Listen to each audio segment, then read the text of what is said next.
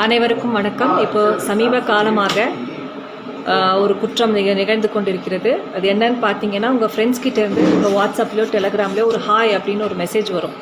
நீங்கள் அந்த ஃப்ரெண்ட்ஸ் கிட்டேருந்து தான் வந்திருக்கு அப்படின்னு நினச்சி அதை ஓப்பன் பண்ணி பார்ப்பீங்க.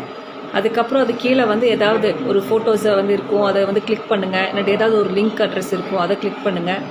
இல்லை லிங்க் கோடு கொடுங்க அப்படின்னு சொல்லி ஏதாவது ஒன்று கேட்டு அந்த ஒரு லிங்க் உங்களுக்கு வரும்.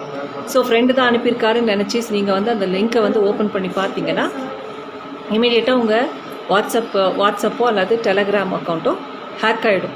ஹேக் ஆகிட்டு நீங்கள் என்னென்ன கான்டாக்ட்ஸ் வச்சுருக்கீங்களோ அத்தனை கான்டாக்ட்ஸுக்குமே ஹாய் மெசேஜோட இந்த லிங்க் போயிடும்.